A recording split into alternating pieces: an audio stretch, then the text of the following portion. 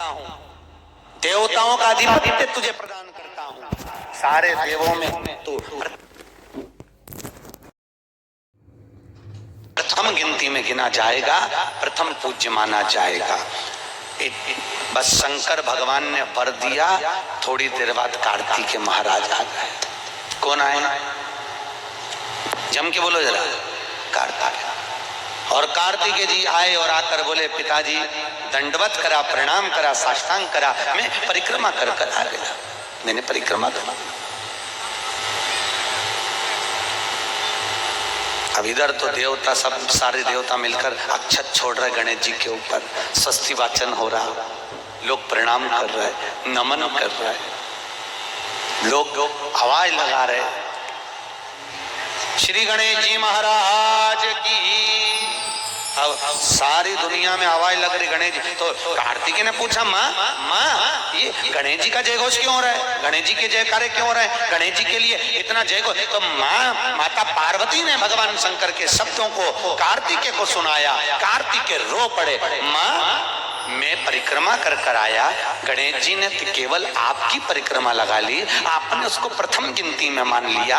माँ उसने बुद्धि का परिचय दिया और मैंने कर्म का परिचय दिया। बुद्धि का परिचय, कर्म का परिचय।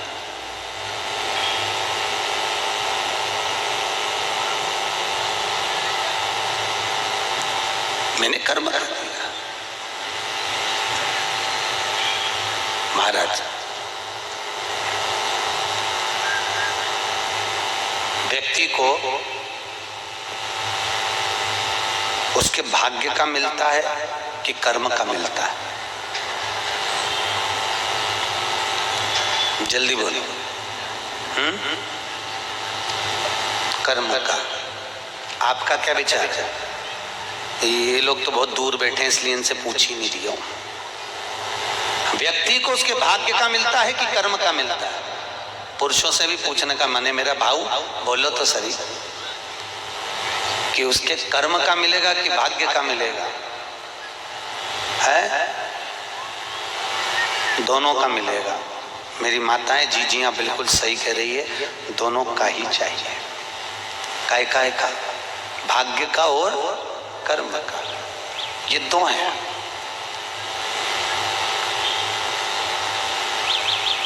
बैंक में एक लॉकर होता है, उस लॉकर में लोग अपनी रकम रखते हैं। बोलो तो सही है गलत? रखते हैं कि नहीं रखते? अपनी चेन, अंगूठी, मोबाइल होता है, उस लॉकर में लोग अपनी रकम रखते हैं। बोलो तो सही है गलत? रखते हैं कि नहीं रखते? अपनी चेन, अंगूठी, मोबाइल, पर्स सब लॉकर के अंदर रखते हैं। बैंक में लॉकर होता है, लॉकर में रखने के बाद में लॉकर की दो चाबी होती है। कितनी चाबी लॉकर की? दो। एक चाबी तुम्हारे पास, एक चाबी मैनेजर के पास। तुम्हारी चाबी कितनी भी लगा लो, जब तक मैनेजर की चाबी नहीं लगेगी तब तक वो लॉकर, अरे बोलो जम के, नहीं खुलेगी। और बैंक का मैनेजर कितनी भी चाबी लगा ले, लॉकर खुलेगा क्या? नहीं, तुम्हारी चाबी लगना जरूरी है। उसी तरह तुम्हारी चाबी है कर्म की चाबी, तुम कितनी भी घुमा लो पर वो ताला नहीं खुल सकता जब तक मैनेजर मेरा शंकर अपनी भाग्य की चाबी घुमा कर नहीं जाए। इसलिए तुम कर्म करो, भाग्य की चाबी मेरा भोलेनाथ घुमाएगा, और कब क्या दे जाए तुम्हें मालूम ही नहीं पड़ पाएगा। इसलिए चाबी दोनों होना चाहिए, एक भाग्य की, एक कर्म की। तो चाबी होंगी लॉकर खुलेगा, अगर एक चाबी लगी तो लॉकर नहीं खुलेगा। चाबी। अब गणेश जी महाराज को भगवान कार्तिकेय महाराज बोल रहे हैं, माँ मैं कर्म करने गया था, मैं परिक्रमा करने गया था, और यहाँ गणेश जी महाराज को तुमने प्रथम गिनती में बना दिया। माँ ये क्या हुआ? माता पार्वती को गुस्सा तो बहुत आया, क्रोध भी आया। माँ पार्वती की आंख में अश्रु भी भर गए महाराज, आंसू है माता पार्वती के नयन अश्रु।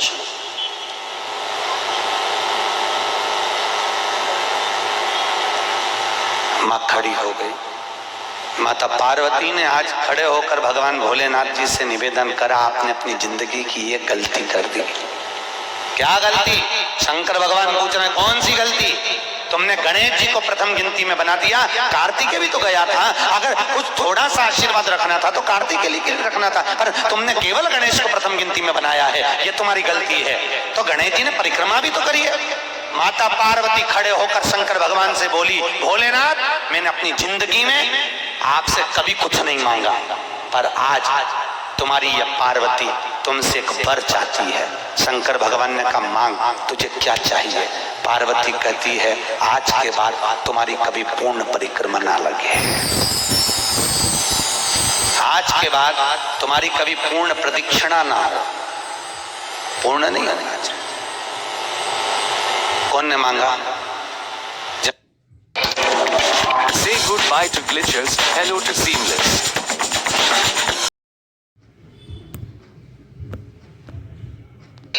पूर्ण प्रदक्षिणा माता पार्वती ने कह दिया भोलेनाथ आज के बाद ना हो, क्योंकि तुम भोले हो, तुम्हारे आसपास कोई घूम लेता है तुम उसको कुछ भी निकाल कर दे देते हो। होता है, दो बहुएं होती हैं, एक बहू रहती है पूना में, बोलो कहाँ? मुंबई या पूना, और दूसरी बहू तुम्हारे साथ रहती है। अरे बोलो जम के, एक दूर रह रही है और एक तुम्हारे साथ रह रही है, पर सास को जो साथ रह रही है ना, रोज पूछ रही है ना, वो अच्छी नहीं लगती, वो जो दूर रहती है ना उसका गुणगान 24 घंटे करती। ये डोकरियों की आदत भी बुरी, बढ़िया बड़ी बुरी आदत। जो पास रह रही है वो अच्छी नहीं लग रही, जो दूर रह रही ना वो दिवाली पे आती है, बस दिवाली पे 30 त्योहार पर आती है, और दिवाली पे आते और आके पल्लू वल्लू लेके मम्मी जी मम्मी जी मम्मी जी करके आई आई करके बस 2-4 बार इधर उधर घूमेगी और सास इतनी खुश हो जाएगी तुरंत अंगूठी निकाल के चुपचाप रख ले।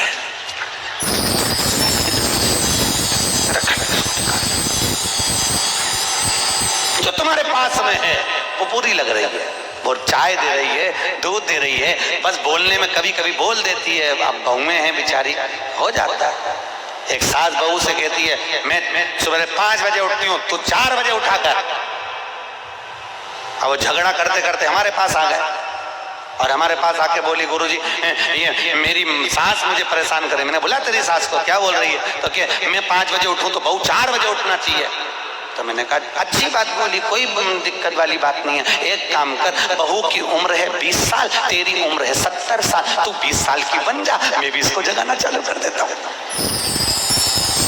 जब तुम, वो कहते हैं ना सास भी कभी बहू थी, जब तुम बहू थे तुम भी खूब अलमस्त चकाचक सोते थे और तुम्हारी सास पहले उठती थी। बुढ़ापे में नींद नहीं आती जीजी, नहीं आती। आती क्या? अरे बोलो तो आती बुढ़ापे में। मनुष्य की उम्र, गधा की उम्र, कुत्ता की उम्र और उल्लू की उम्र बराबर थी। किस किस की? जम के बोलो। मनुष्य, गधा, कुत्ता, उल्लू। सबको पहचानती हो? ठीक है, सबकी उम्र बराबर है, 40-40 साल। मनुष्य पहले 40 साल का था, गधा 40 साल का था, कुत्ता 40 साल का था, उल्लू 40 साल का था। सबकी उम्र लेवल में बिल्कुल बराबर थी। भगवान क्या देर अंधेर मुझे ये ऊंचा नीचा लेवल अपने यहाँ चले, भगवान क्या नहीं चले। भगवान ने सबकी उम्र 40-40 साल रखी, सबकी उम्र 40। एक दिन गधा भगवान के पास में आया और गधे ने भगवान से आकर कहा अरे भोलेनाथ। भगवान शंकर ने पूछा क्या हो गया? महाराज हमारी उम्र 40 साल की दे दी, हम लोगों का बोझा ढोते रहे, लोगों का वजन ढोते रहे, महाराज हमारी उम्र बिल्कुल आधी कर दो, बिल्कुल आधी, हमें इतनी लंबी उम्र नहीं चाहिए। भगवान ने कहा ठीक है गधा, आज से तू 20 साल का। गधा कितने साल का हो गया?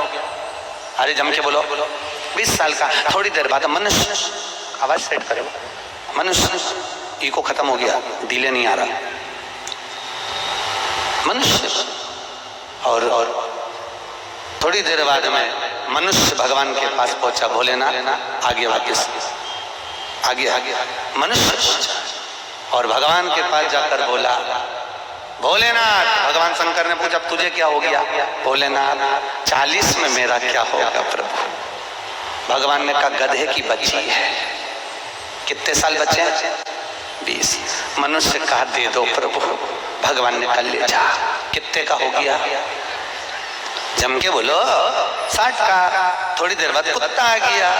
कुत्ता शंकर जी से बोला भोलेनाथ। शंकर भगवान ने पूछा तुझे क्या हो गया? महाराज 40 साल की उम्र दे दी, लोगों के दरवाजे पर बैठा रहूं, दरवाजे पे बैठकर झूठन चाटूं, दरवाजे पे बैठ कर रोटी खाऊं, दरवाजे पे दुम हिलाऊं और दरवाजे पे से चिल्लाऊं महाराज मेरी उम्र कम कर दो। भगवान ने कहा ठीक है कुत्ता, आज से तू 20 साल का।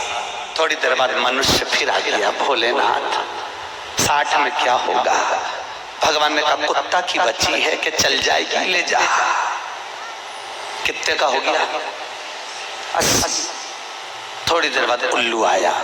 उल्लू ने आकर कहा भोलेनाथ। भगवान शंकर ने पूछा तुझे क्या हो गया? महाराज 40 साल की उम्र दे दी, रात रात भर जगता रहूं, पेड़ पे टंगा रहूं, रात रात भर मुझे नींद नहीं आती भोलेनाथ, मेरे को रात भर चौकीदारी करना पड़ती, रात भर पेड़ पे बैठा रहता हूँ, रात भर वृक्ष पर बैठा रहता हूँ, मेरी उम्र कम कर दो। भगवान ने कहा कितनी कम कर दो? बिल्कुल आधी कर दो। भगवान ने उल्लू की उम्र आधी कर दी। कितने साल का हो गया? 20 साल का। थोड़ी देर बाद मनुष्य आ गया। मनुष्य आकर बोला अरे भोलेनाथ। शंकर भगवान ने पूछा क्या हुआ? 80 में मेरा क्या होगा? भगवान ने कहा उल्लू की बच्ची है, चलेगी? ले जा। कितने का हो गया? 100 का। अब तुम खुद देखो 40 वर्ष तक मनुष्य अपनी जिंदगी को सही जीता है। कितने साल? जम के बोलो जरा।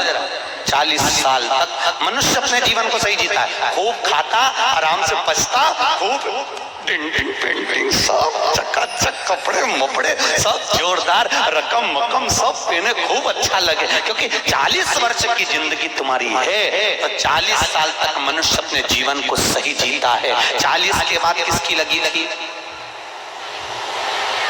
जम के बोलो गधे की। तो 40 से 60 तक मनुष्य गधे जैसा बोझा ढोता है। बच्चों को बड़ा करना है, शादी करना है, मायरा भरना है, परिवार को पालना है, तो बोझा ढो रहा है। जैसे गधा बोझा नहीं ढोता, ऐसे 60 तक बोझा ढोया। 60 के बाद उम्र किसकी लगी?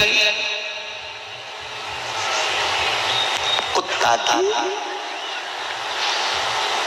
जब 80 की उम्र में आता है तो कुत्ते को दरवाजे पे रखा जाता है।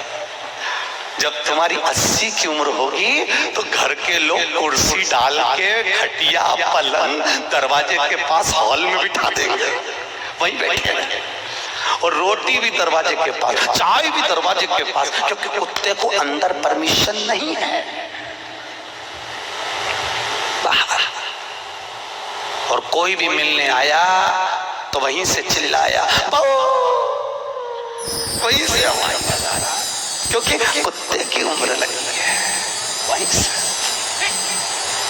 से अब कुत्ते के बाद में 80 के बाद 80 से 100 उल्लू की। डॉक्टर साहब क्या गए? डॉक्टर साहब मुझे रात में नींद नहीं आती। डॉक्टर साहब ने टेबलेट दे दी, नींद की गोली दे दी, डॉक्टर साहब ने इंजेक्शन लगा दिया। कितने भी अच्छे डॉक्टर को दिखा लेना, पर 80 से 100 साल की जब उम्र होगी डॉक्टर को क्या मालूम कि किसकी लग गई। शिव महापुराण कहती है 80 से 100 में कितनी भी दवाई खाओ, कितने भी इंजेक्शन लगवाओ, पर रात्रि को नींद नहीं आएगी। गोली खा भी लोगे तो रात के 1:30-2 बजे तक चकाचक सोएगी। 2 बजे के बाद उल्लू जैसी बैठी रहेगी। 2 बजे के बाद कितना भी खाओ, कितनी भी दवाई खाओ, कितने भी अच्छे डॉक्टर को दिखाओ, पर 80 से 100 में जाग रही। आधी रात को जागे। बहू के मम्मी सो नहीं रही, आई सोई नहीं, आई के मारे नींद ही नहीं आई। अब इसके कौन समझाए? उल्लू की लगी, कौन समझाए इसके? 80 से 100। अपन तो सब कथा छोड़ो, अपन अपनी कथा पे आओ। चलो महाराज, तो जो बहुत दूर रहती है ना वो अच्छी लगती है, जो पास में रह रही है दूर के ढोल सुहावन, ठीक नहीं है, श्रेष्ठ नहीं। भागवत ज्ञान गंगा यज्ञ समिति वालों काय श्रेणी की कथा 10-15 मिनट ज्यादा हो जाए तो कोई दिक्कत तो ना है? हाँ, क्या विचार है तुम्हारा? नहीं, अगर खाना हो तो मैं अक्षतम किस्म कर दूं, मारे कहीं मिर्ची का ठेसा तैयार अपने कहीं आमटीन चावल आज तो खूब चकनिकता महाराज। अगला प्रश्न है, तो ये प्रदक्षिणा का प्रश्न। अगला प्रश्न, शिवलिंग की पूजा करने के लिए शिवलिंग को घर में कहाँ रखें? जहां तुम्हारी मर्जी हो। अब ये तो भगवान शंकर को पूजा घर में रखो ना, जहाँ पूजन होती है, जहाँ देवता बैठे हुए वहां रखो।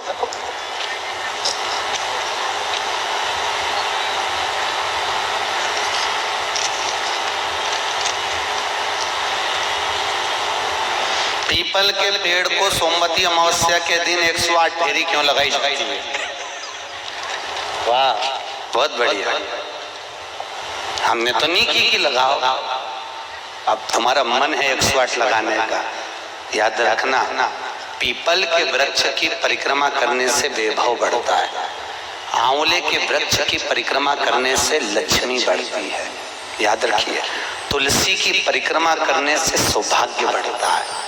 अब 108 मन का लगाओ, चाहे 208 लगाओ, 216 लगाओ, ये आपके ऊपर है। यहाँ आपका भाव होना चाहिए कि हम भगवान को कैसे रिझाएं, कैसे रिझाएं, ये आपका भाव। उसका फल क्या है? तो उसका फल वैभव प्राप्ति का है, धन प्राप्ति का, यश प्राप्ति का। आप जितनी लगा,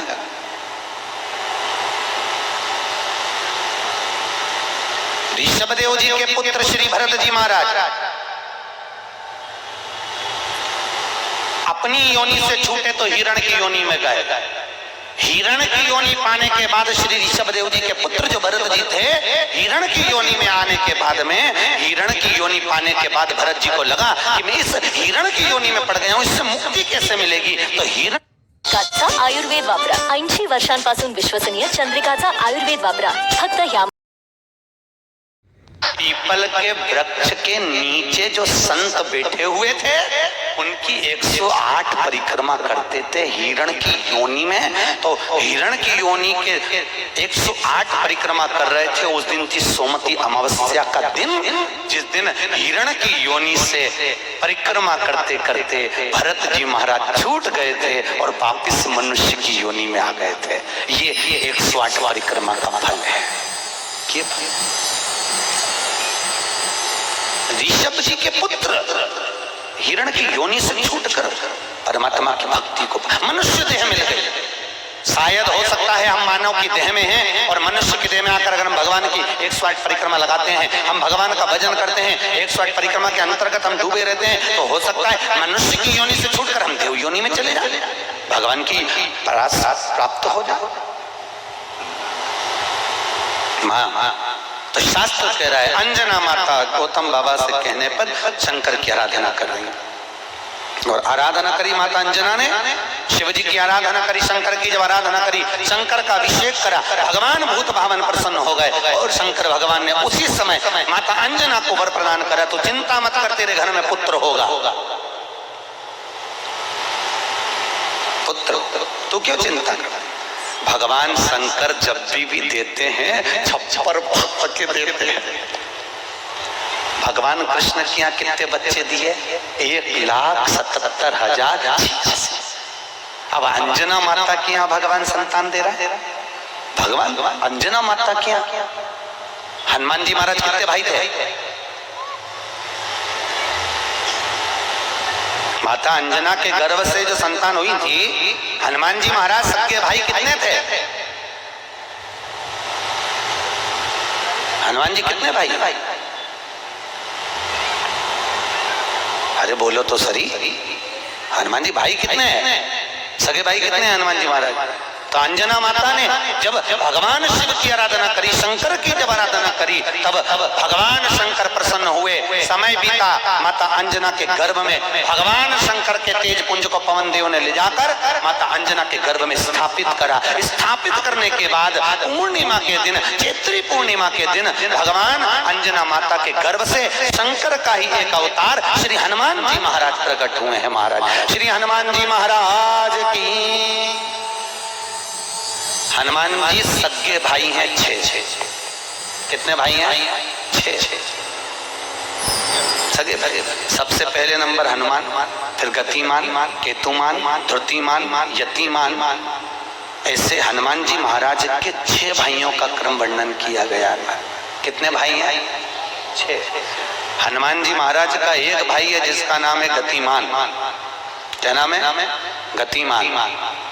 और जिसके यहाँ पर फैक्ट्री हो, किसी भी तरह की फैक्ट्री हो, चाहे वो नट बोल्ट की हो, पानी की हो, किसी भी तरह की फैक्ट्री हो, अगर फैक्ट्री में जरा सी भी तकलीफ आती है तो हनुमान जी महाराज के उल्टा पांव, लेफ्ट पांव के नीचे का सिंदूर लाकर गतिमान का नाम लेकर अगर फैक्ट्री पर स्वस्तिक बना दिया जाता है तो वो फैक्ट्री धड़ाके से चलना चालू हो जाती है, कभी खराब नहीं होती, कभी परेशान नहीं करती। महाराज गतिमान हनुमान जी के 3 नंबर का भाई गतिमान का नाम है। ये जो राजनेता होते हैं ना, जब चुनाव लड़ने के लिए जाते हैं और उन्हें विजय प्राप्त करना है तो विजय पाने के लिए वो एक ही काम करते हैं। हनुमान जी के 3 नंबर का भाई गतिमान, उस गतिमान के नाम से जो व्यक्ति युद्ध करने के लिए जा रहा है या विजय पाने के लिए जा रहा है, अपने बराबर का लच्छा जानते हो, नाड़ा मोली, उसको नाप कर गतिमान के नाम से लपेट कर हनुमान जी के मंदिर में रख देता है और उस मोली को फिर अपने हाथ पर बांध लेता है तो वो हार नहीं सकता, विजय ही प्राप्त करेगा। गतिमान का इतना प्रभाव है हमारा, चाहे कुछ भी। गतिमान है, वो नीचे नहीं गिरने, उसकी प्रखरता गतिमान। श्री हनुमान जी महाराज का प्रकट हुआ, अंजना माता के गर्भ से श्री हनुमान जी महाराज प्रकट हुए। पवन तनय संग। विंटर्स में साधारण लोशंस नहीं, मैं ट्रस्ट करती हूँ सिर्फ निविया बॉडी मिल्क 5 in 1 को, जो मेरी कटहरन मंगल मूर्त रूप राम लखन सीता सहित हृदय बसौ सुर रूप। श्री हनुमान जी महाराज प्रकट हुए। देवताओं ने पुष्पों की वृष्टि करी, गंधर्व गान करे, अप्सरा नृत्य करी, चारों तरफ सुख समाहित हुआ। श्री हनुमान जी महाराज की। हनुमान जी महाराज प्रकट हुए। प्रबल रावण को मारने में सबसे ज्यादा सहयोग किसने करा था? हर जम के तो बोलो, हनुमान जी। पूरी पृथ्वी पर सबसे ज्यादा मंदिर किसके हैं? बोलो तो हनुमान के। अपने करमाला में तुम गिनना, अगली बार आऊंगा तो पूछूंगा। अगर अगली बार भागवत ज्ञान गंगा यज्ञ समिति ने मान लो बुलाया तो पूछूंगा आपसे आके कि करमाला में कितने हनुमान जी के मंदिर हैं और राम जी के मंदिर कितने हैं? राम जी के मंदिर अगर 5 होंगे तो हनुमान जी के मंदिर 20 होंगे। हर जगह पर हनुमान मिल जाएंगे, हर जगह, कहीं पीपल के नीचे, कहीं बैठे हुए, कहीं बैठे, हनुमान ही हनुमान, ढेर सारे हनुमान। आखिर हनुमान जी के मंदिर ज्यादा, राम जी के मंदिर कम क्यों? नहीं तो राम के मंदिर ज्यादा होना चाहिए, हनुमान के मंदिर कम होना चाहिए, पर हनुमान के मंदिर ज्यादा इसलिए हुए क्योंकि हनुमान जी ने राम जी की इतनी सेवा करी कि भारत की भूमि पर सेवा पुजा गई, इसलिए हनुमान जी के मंदिर ही मंदिर बन गए। मंदिर तुम्हारे भी बन सकते हैं अगर तुम सही से माता पिता की सेवा करो तो मंदिर बनने में देरी नहीं लगी, तुम करो तो मंदिर बन जाए। रावण को मारने में सबसे ज्यादा सहयोग किसका था? अरे बोलो जम के, हनुमान जी का।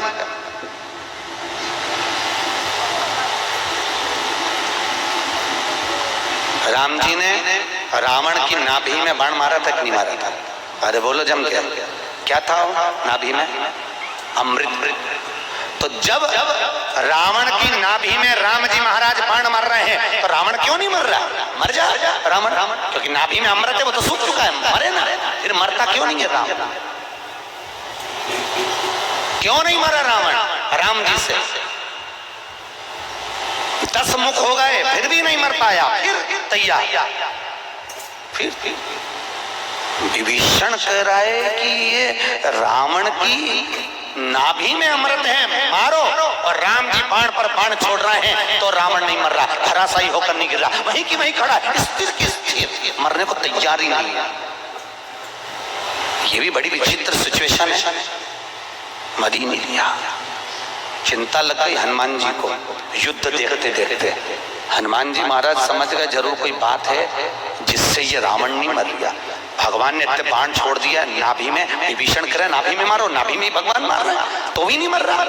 हनुमान जी महाराज ने देखा युद्ध अपनी जगह चलता रहेगा। हनुमान जी गए लंका के अंदर पहुंच गए। एक पंडित जी का रूप रखा, संत का रूप रखा, गुरु का रूप रखा और ब्राह्मण का रूप रखकर हनुमान जी अंदर आए लंका में। और लंका में सब लोगों के हाथ देखने लगे। हाथ दिखाओ, अब सही सही बताया। हनुमान तो हनुमान, सबका भाग्य बता रहा है। इतने में मंदोदरी के पास खबर पहुंच गई कि लंका में कोई ऐसा विद्वान पंडित आया है जिसको हाथ दिखा तो भाग्य बताता है। मंदोदरी निकल कर बाहर आ गई। मंदोदरी ने आकर कहा, ब्राह्मण देवता मेरा हाथ देखकर बताओ कि मेरा भाग्य क्या कहता है। इतने में हनुमान जी ब्राह्मण के रूप में थे। हनुमान जी ने कहा, पंडित जी बोले ब्राह्मण के रूप में, हनुमान जी बोले तेरे पति के ऊपर काल मंडरा रहा है और तेरा पति मरने को तत्पर खड़ा है। पर सुन ए स्त्री, तेरा पति इतनी जल्दी नहीं मर सकता क्योंकि तेरे पति के पास जरूर कोई राज की बात है। इतने में मंदोदरी बोली, पंडित जी आपने बिल्कुल सही कहा, एक ऐसी राज की बात है मेरा पति मर ही नहीं सकता। हनुमान जी तुरंत बोले, वो राज की बात या तो मैं जानता हूं या तू जानती है। इतने में मंदोदरी बोली, पंडित जी बिल्कुल सही बात है। जब मेरे पति रावण ने तप करा था, ब्रह्मा जी से वर मांगा था, तो ब्रह्मा जी ने कहा मांग तुझे क्या चाहिए। तो रावण ने कहा कि मैं अमर हो जाऊं। तो ब्रह्मा जी ने कहा ऐसा नहीं हो सकता। तो रावण ने कहा मेरी नाभि में अमृत दे दो। तो रावण को अमृत दे दिया। तब रावण ने कहा इतने में संतुष्टि नहीं होगी, एक वर और दीजिए, मुझे एक ऐसा बाण दो जिस बाण के लगने से नाभि में अमृत सूखे और मैं मरूं। मंदोदरी ने कहा मेरा पति जब तप कर कर आया था, उसको ब्रह्मा जी ने बाण दिया था, वो बाण मेरे पति ने मुझे लाकर दिया था। उस बाण को मैंने, जहां मैं शयन कक्ष में सोती हूँ, उस कमरे में मैंने दीवार के अंदर एक खंबे में चुनवा दिया है, सीमेंट से पक्का करवा दिया। वो किसी को मिलेगा ही नहीं। हनुमान जी अपने असली स्वरूप में आए, दीवार तोड़ी और बाण निकाला, राम जी को दिया। राम जी से कहा अब मारो, और जो बाण लगा तब जाकर वो रावण मरा, तब जाकर मरा। नहीं तो राम जी बाण मारते रहते, रावण चकाचक खड़ा रहा हंसता हंसता। वो तो राम और हनुमान।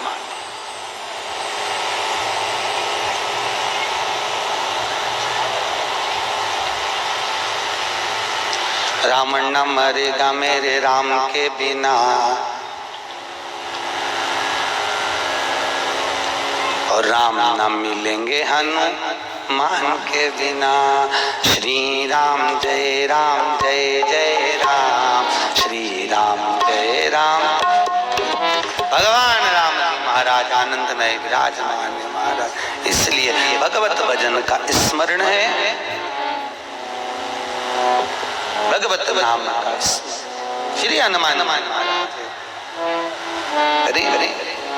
पवन तनय संकट हरन, मंगल मूर्ति रूप, राम लखन सीता सहित हृदय बसौ सुर। भगवान श्री हनुमान जी महाराज सहज नहीं। हनुमान जी महाराज आनंद में स्थापित हुए, विराजमान हुए। कुछ समय बीतता है महाराज, और उस समय की अनुकूलता में भगवान तुमरुका जी चंचुला देवी को भगवान शंकर के नंदन वन भ्रमण की चर्चा करते हैं। भगवान शंकर माता पार्वती के साथ में काशी घूमने के लिए गए। माता पार्वती अकेली बैठी हुई थी, शंकर भगवान को जाना पड़ा कोई काम से। पार्वती जी बोली मैं अकेली क्या करूंगी भोलेनाथ। शंकर भगवान ने कहा पार्वती तेरे एकांत को मिटाने के लिए तू इस वृक्ष से, सामने अशोक का वृक्ष था, इस वृक्ष से जो मांगेगी वो तुझे मिल जाएगा। पार्वती जी ने अपने शोक को दूर करने के लिए, एकांत को दूर करने के लिए अशोक के वृक्ष से एक अशोक सुंदरी को प्रकट करा। शंकर भगवान की 6 नंबर की लड़की है अशोक सुंदरी। थोड़ा आवाज बढ़ाओ, रिटर्न किया। अशोक सुंदरी भगवान शंकर के 6 नंबर की लड़की अशोक सुंदरी। अशोक सुंदरी प्रकट हुई। भगवान शिव ने आनंद स्थापित कराया। समय आया, आगे जो वर्णन आया, भगवान भूत बामन भूतेश्वर भगवान शिव 12 ज्योतिर्लिंग की कथा का स्मरण कराते हैं। 12